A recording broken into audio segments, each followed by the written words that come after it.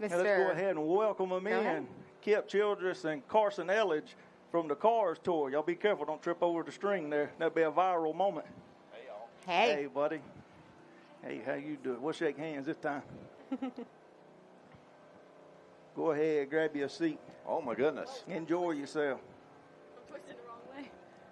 Careful now, Karsyn, you do this every Monday. This shouldn't be nothing new to you. I know. I'm acting like a rookie up here already. Oh, you all right? Oh, no, Rod, you are a pro. Yeah. Yeah, you do that. Hey, this is almost as if this is overtime. Yeah, I know. I should. I talked to Freddie a while ago. He was at some burger joint in Nashville, and I was like, hey, Carson's going to be the first guest to, critique the crap out of her. I'm surprised he's not at a bar, honestly, knowing Freddie. Well, I was about to say, I figured that's kind of what it was. He found a cheeseburger place. I already told him, send me the pictures. Me and her get married in Nashville next year, so I was like, let's go there afterwards. Yeah. So me and Kip both love mom and pop places. Oh, yeah. If I could find a hole in the wall anywhere we go, those are the best places. That's the favorite. Oh, yeah. That's the favorite thing there. So, Langley, it's a little bit of a trip up here for y'all guys. This was always the far trip away to come up here. Well, it ain't Cordele. No, that was a haul. But, so I've been coming to Langley forever, it seems like. My earliest memories coming up here with my dad back when they would run the sportsman cars here, back in the early 80s. I know I've dated myself you dated then. yourself there. But, to come up here, and I was telling them as we were coming up, we all left a little bit at different times, and they kept coming up the interstate, and I jumped off on 58. I do the same thing when I go come back to Georgia. I love that little drive, go through Emporia, see Sadler's Place. I love the drive up here, and I love when I get here. The atmosphere has always been great. The fan turnout is always phenomenal, and so it's up to us to make sure we put on a great show. Absolutely. What's your favorite thing about coming up here? Honestly, just to echo what Kip said. I mean, the vibes here are always great. It's a fun racetrack, puts on great racing. We had an awesome finish here last year. Like I said, I just love coming to Langley. It's a great facility. I enjoy some of the nightlife around here every once in a while. They got PBR up street. Yeah, telling PBR. her age now. Yeah, see, making you look old. I know, right? But no, I just love Langley. The staff here is amazing. They make it simple for us to roll in here and do what we do best and give us a great place to do it. Speaking of the nightlife, have you rode the mechanical bull at PBR? I cannot. No comment. No comment. I definitely Plead the have. fifth. Yeah, I actually, we were looking at videos earlier. They all came up in my memories today from last year, and there's a really funny video of Minnie Tyrell. But that's the kind of thing like around here when you come up here, everybody wants seafood and to go gamble. yeah, That's exactly what I did thing. last night. I went to Harpoon Larry's and I went to Rosie's. That's what I'm saying. Everyone always goes to Harpoon Larry's. It's delicious. Yeah. There's like so many, and I've learned there's so many like off the beaten path type places. Me and the Buddy Isle team went over to what's that place we Yorktown go to? Pub. Yorktown Pub. It's got the water right there. Chris Van Dyke, the owner of the team, he said, I want to put my feet in the sand. I said, I got the perfect place. It's like 23 feet from the front door. So we went over there. Yeah, but coming up here, Bill Mullis spoiled me back in 2009 and 2010 when we brought the K&N cars here, and he would feed us all over there under the awning with, and he took us on a tour of his boats, just to know what he does when he's not at the racetrack. It's crazy to think when you think, what was the fishing show that was on? Bill Dance. No, this is way beyond Bill Dance. This is Deadliest Catch. Oh, that's the type of boats that Bill sends out. Oh, yeah. on. So Yeah. to hear about the stories, bringing the scallop catch back, and he had to miss yesterday. We were up here last night trying to get a few things set up, and then this morning just finishing up doing what he does 9 to 5, which is probably a whole lot more than 9 to 5. Oh, absolutely. But to know that I've had the ability to taste what he's brought in off the water. Well, you can't beat it. B&CC's it's food. Good stuff. So, Karsyn, I have a question for you. You do a lot behind the scenes. What has been the most rewarding part of help shaping this tour? I think just in general, the most rewarding part is seeing, like, there's hard days, right, obviously, in every sport and everything that anybody does, any job. But I think the coolest thing about the Cars Tour specifically and what we do is, like, we literally get to see all the work that we put in and the things that we put together and the things that we work so hard on come to life and benefit other people right in front of our faces every weekend. It's like, week in and week out, we might be struggling, like, off-season. Man, ask Kip, I was over it. And then we get to the racetrack, and then none of it matters anymore because you get to watch it all unfold and watch, families and drivers and people enjoy the show and the product that we bring. And I think that's really just the coolest part that keeps you going. Absolutely. You can't beat that. For the ones that don't know, you used to have you got an awesome job now. Yeah. But what was your job before this, where me and you met at? Yeah, so, I had the privilege of being the pace car driver. That's what everybody kind of knew about, right? Yeah. It was being able to drive the pace car on Sunday for the Cup Series for the last 5 years of the 5 years before coming to Karsyn. You probably led the most Cup laps out of There were a anybody. few tracks that I did. I should have won. Yeah. And I still haven't seen any trophies, no checks, no anything that's come my way.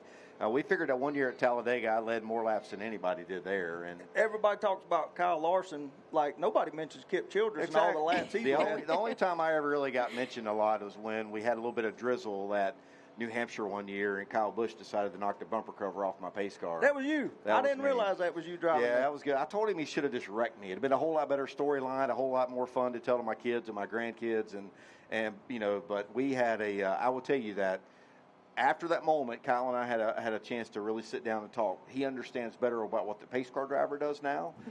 I took away from that knowing better what they're looking for as a driver. Mm-hmm. I actually, after that particular moment of having that conversation, I would carry one extra radio, as if I didn't have enough already in the pace car. I carry one extra radio, and I had programmed in there the top 15 drivers. So whoever happened to be leading at any portion of the event, I could listen to them, and that way I knew what they were experiencing.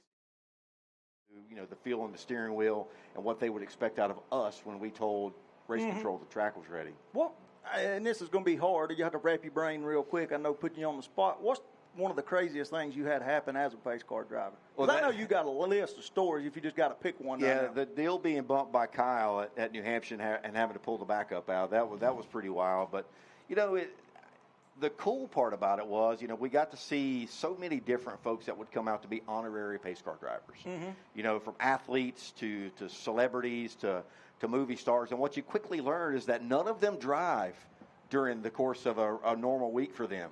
They're driven everywhere. So when you hop in a car and you have to wonder how much they actually drive. Exactly. We had an Olympian one year that we were at Charlotte, and the guy, he never drove anywhere we went. And what was so funny, we were coming to the green as we're coming off of turn 4, getting ready to pull down on the pit road. He flipped the left turn signal on to let everybody know we were making a turn. Yeah, he wasn't out of blinker. He was minding the rules of the road. That's right. The coolest guest we probably had, and this is a story I love to tell, Chip Gaines, Chip and Joanna Gaines. Yeah. So they were at Texas with us one year, and we were able to get them out on the racetrack. And the training process is probably the most grueling, right? Because we only get to go 45 miles an hour. So we'd already had Chip out on the racetrack running 100, 120 around the racetrack in these Camaros. And so we come in and we get ready to start training. And he's like, all right, how fast do we get to go? And I said, 45. And don't forget. Oh, and so what was so fun? So we set the cruise, right? And people don't realize this, too. As a pace car driver, you set the cruise. You let the car do the work. Because as you're looking for debris or fluid or whatever the case may be, you want to make sure that you're not fluctuating in speed. And that happens. We had a cruise control go out at Daytona one year. Oh, boy. You look down one time, you're running 55. You look down the next time, you're running 80. And so to be able to maintain that speed is really difficult. So setting the cruise is crucial. But we set that cruise at 45 with Chip. And the next thing I know, we're getting passed at 120. Tara Labonte was one of the drivers, too. He had Joanna and their kids in the car, and he went whipping by us at 120. Right up against the wall. That's something else I thought about is she loves to tell me how to drive going down the road. No, it's of course painful. she does. I think it's a woman thing. Was the race director, did he tell you stuff like that? Like, Kip, speed up, Kip, slow down? So the race director actually does tell you to do that. Now, they do it from a standpoint of whether they're at commercial or whether they're trying to, especially now that stage breaks have come into play, the goal of the stage break, whether anybody wants to hear it or not, is to be able to play 2 sets of commercials. Okay. Caution comes out at the end of the stage. The pace car goes out and captures the field. They'll ride around for 2 or 3 laps while TV's away at commercial. So you're trying to time out coming back from commercial just as the cars come down pit road. So there's a time where it's, give me 5 or take 5. And so you would speed up or slow down by 5 miles an hour just to try to make that timing work out great. And then when they finish their pit stops, they go back to another commercial, and the pace car's either speeding up or slowing down based on when they're going to come back from break. So as soon as they come back, they're either doing the choose or they're coming to the green. The more you know now. Speaking of coming to the green, so we do a segment each week on our podcast, and it's green flag or black flag. And Boo puts me in the hot seat. So we're going to put you guys in the hot seat today with green flag, black flag. Short track tempers are just a part of the sport. I think green flag. Yeah. I mean, it is. And as a racer myself, I can definitely say that. Yeah, it definitely is. I mean, yourself. And I think it's just because everybody's so passionate about what we're doing, right? Like, I mean, I green flag all the way. Yeah, and I'd love to see it. And I like a little entertainment every once in a while, too. Absolutely. I'll agree with that. You know, the green flag for sure, because, and you mentioned that passion is what all of these guys have so much of. And, you know, and it spills over from the race car to the pit crew to the fans sitting in the stands. Of course. You know, that's what makes short track racing so great, is the amount of passion that the fans have when something happens to their favorite driver, their favorite team. And as we're sitting up in race control, a lot of times you'll look down and you'll see the fans stand up, and maybe somebody's being called number one with a different digit of their hand. Yeah, of course. Right? Yeah, but the index finger. But it's, you know, to see the passion from it's all-encompassing, right? It's the drivers, it's the teams, especially the race fans. Just don't do it in our pit area, please. Oh, absolutely not. Yeah, a little disclaimer there. Go fight outside. Absolutely not. And speaking of social media being so big, I've told you a million times, anytime I come by one of your TikTok videos where you're doing the merchandise trailer, Oh, yeah. I got to stop and watch like the best content in the world. It's satisfying, right? To like watch you count all that stuff. It's not as fun in real time, I promise, but it's fun. And I've enjoyed, like, I need to do better about it. I almost like vlogged my travel day coming down here, but like 7 a.m. rolled around and I wasn't feeling it anymore. I need to get better about that, about like more like just showing like what all goes on the road, like when we're traveling and what's happening with the car store and what it takes to get ready for a race day. But I have fun with that, and I love that merch trailer. It's like my pride and joy. You've done a lot of big things with the merch. It's come a long way. It's been fun. I always like, when I was racing USAC, everybody, their thing there, like their souvenir row is so much different than what we experience here. Like everybody has a t-shirt trailer. Everybody's like, that's their game. And I always was so upset, like I wanted one, and I wanted to have a merch trailer, and I wanted to have the whole thing. So then when we got ours at the beginning of last year, I was so excited. I'm like ready to run with it, and it's been really fun. Rochelle, she joined us at the beginning of last year, and she works that trailer. Like I think half the reason we sell so much stuff is because of her personality in there. It's just so much fun. I bet it's more than half. Well, yeah, I would definitely say a majority of the reason is because of her. But it's been fun. So I've enjoyed, putting pieces together. I'm working on our merch for the throwback race right now. I've got some vision boards going together for that. So I'm excited to see what comes the rest of the year. We're stoked to see what you come up with. We can't thank you guys enough for stopping by and hanging out with us.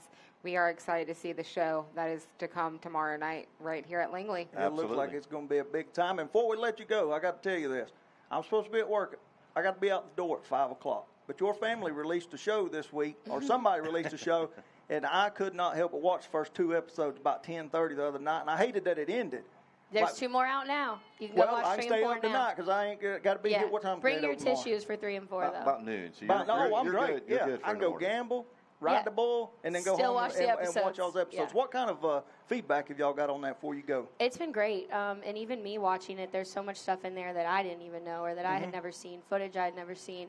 And it's just cool to see a documentary on Dale Sr. from the perspective of the story of my mom and Dale and, like, what he was like as a father and, like, what it was genuinely like growing up that way. And the feedback's been really awesome, and I've watched it all already, but I'm gonna watch it a million more times. Like it just gets better every time. I think what the coolest part about that is, those of us that we talked about aging myself a while ago. I'm the only one sitting on the stage that probably had any real interaction with Dale.